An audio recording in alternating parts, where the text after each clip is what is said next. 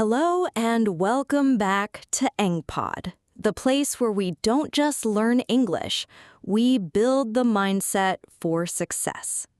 Let me ask you something. Have you ever felt like you're playing not to lose instead of playing to win? You go through your days doing what's required, avoiding mistakes, and staying in your comfort zone. You're surviving, but you know, deep down, that you're capable of so much more. The difference between an average life and an extraordinary one isn't luck or talent. It comes down to the inner world we build for ourselves. It's the psychology of a winner. Today, we're going to become architects because your mind is a building and you hold the blueprint. We'll explore the 5 foundational pillars that support a winning mindset. These aren't just habits. They are the core structures that will allow you to build a life of purpose, achievement, and fulfillment.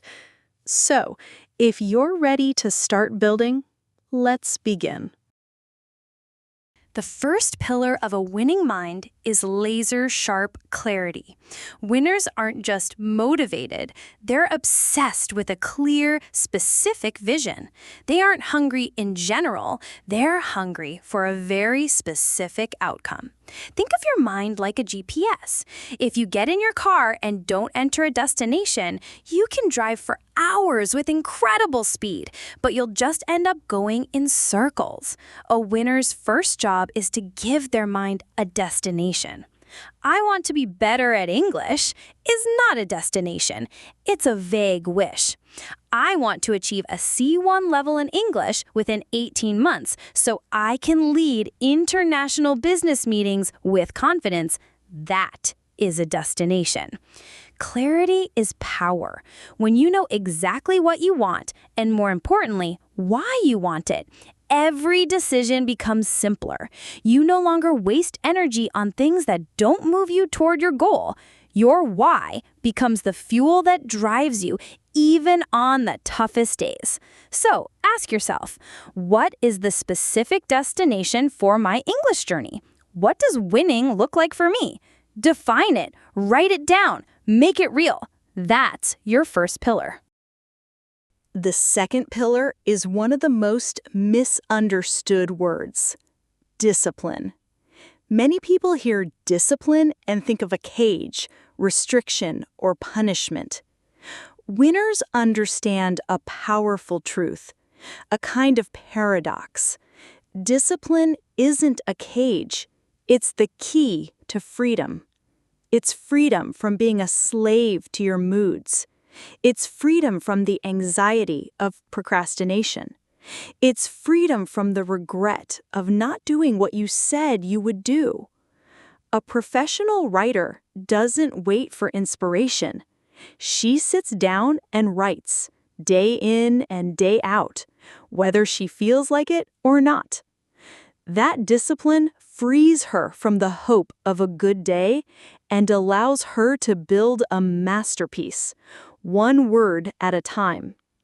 Your discipline in learning English, that 20 minutes of practice you do every single day, even when you're tired, is what frees you from the "I'll do it tomorrow" trap. It builds momentum. It builds trust in yourself. Discipline is choosing what you want most over what you want now. It's the bridge between your goals and your accomplishment. Build that bridge, one disciplined action at a time. The third pillar is the humble yet powerful commitment to being the eternal student. A winning mind is never done learning. They operate with a growth mindset, believing their abilities can be developed through dedication and hard work. Those with a fixed mindset believe their talent is a fixed gift. They avoid challenges because they're afraid of looking stupid. I once read about the CEO of a billion-dollar company who spends the first hour of his day not giving orders, but reading. When asked why, he said, "The moment I believe I know everything is the moment my company starts to die." Winners are endlessly curious. They ask questions. They listen more than they speak. They see every conversation, every book, and every mistake as a learning opportunity. In your English journey, be that eternal student. Don't just learn the grammar, get curious about the culture. Don't be afraid to make mistakes when you speak. See every error as a signpost showing you what to learn next. A winning mind isn't a mind that knows everything, but a mind that's open to learning anything. The fourth pillar is what separates the great from the good: resilience. Everyone faces setbacks. Everyone fails. The difference is in how you respond. Some people are like glass. When pressure is applied, they shatter. Winners are like diamonds. A diamond is just a piece of carbon that becomes brilliant only after facing immense pressure. It doesn't break, it transforms. They see failure not as the enemy, but as the pressure that forges them, making them stronger. Every time you forget a word, have an awkward conversation, or feel like you're not making progress, that is the pressure. A winner doesn't say, "I failed." A winner says, "I learned." They don't see a setback as the end of the road, but as a necessary detour. Resilience is the emotional muscle that lets you get back up one more time than you've been knocked down. Embrace the pressure. It's your path to brilliance. The final pillar is what fuels the entire architecture, the gratitude engine. This might sound soft, but it's one of the most powerful strategic tools a winner has. The journey to any great goal is long. It's easy to get lost in what you haven't achieved yet. It's easy to focus on the gap between where you are and where you want to be. This leads to frustration and burnout. Gratitude is the antidote. It's an engine that refuels your spirit.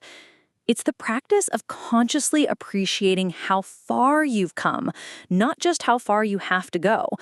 When you are grateful for the one new sentence you learned today, you create positive energy to learn another one tomorrow. Here's a simple practice. At the end of each day, write down one thing you're grateful for in your English journey. Maybe it was a new word, a song you understood, or just the fact that you showed up and tried. This small act shifts your focus from scarcity to abundance. Gratitude is the fuel that keeps the winning mindset running for the long haul. So let's bring it all together. Today we learned that you are the architect of your own mindset. You're not a victim of your circumstances. You are the builder. You hold the blueprint. We talked about the 5 pillars to build your success. First, laser-sharp clarity, knowing your exact destination. Second, understanding the powerful paradox that discipline is freedom. It's the strength to choose what you want most over what you want now.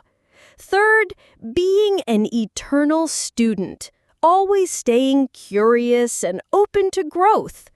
Fourth, we learned about resilience. It's knowing that a setback isn't final. It's the pressure that will forge you into a diamond.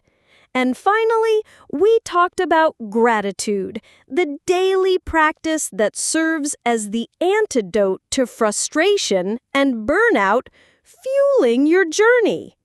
Your mission now is not to build all 5 pillars at once. That's overwhelming. Your mission is to choose one.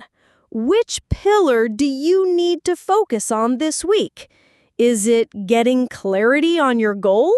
Is it building the discipline of a 10-minute daily practice? Decide on your one pillar. Write it in the comments below to make a commitment to yourself. Thank you for joining us on Eng Pod. Go out there and start building.